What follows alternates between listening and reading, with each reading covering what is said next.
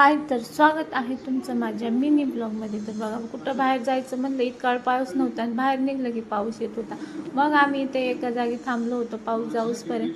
पाऊस गेला, मग आम्ही निघालो दुसऱ्या रस्त्याला. तर आम्हाला कुठं जायचं तिकडं, तर बघा कसलं भारी वातावरण होतं, थंड थंड. आणि पाऊस गाडीवर चालू झाली की परत पाऊस यायला लागला. मग मी असं दुपट्टा ओढला, दुपट्टा पण नाही राहायला, उडून चालला होता. जाऊन द्या, काय होतं त्याला. तर भारी एन्जॉय वाटत होता, थंड थंड. आणि मग रस्त्यावरून जात होतं तर हे काका इथं बसलेले, त्यांच्याकडून कोणच काय घेत नव्हतं. म्हटलं चला आपण घेऊया. लायटर पण माझा खराब झाला होता, पण मी दुकानातून घेते, पण जाऊ द्या म्हटलं. त्यांच्याकडून बघा हे 2 वस्तू घेतले. बघा ते खूप म्हातारी होते, त्यांना खाली बसता पण येत नाही, तरी पण काम करतात पोटासाठी.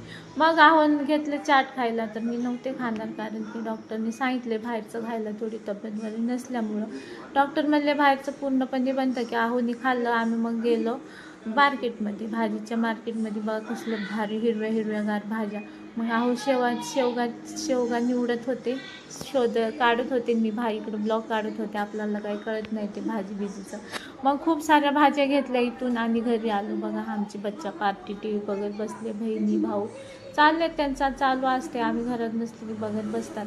मग आम्ही येतात बघा, असं मस्त प्युअर तूप आणलं होतं गाईचं पोरांसाठी. म्हटलं ते चपातीला लावून द्यावं पोरांना, माझे सगळं खुराक देतो बरं का आम्ही जास्त. आणि इकडं बघा थोडंसं सामान उद्यासाठी पावभाजी मागतायत, म्हणून पावभाजीचं थोडं सामान, कढीपत्ता, 2 पालेभाज्या, बटाटे, कांदे घेऊन आलो घरी.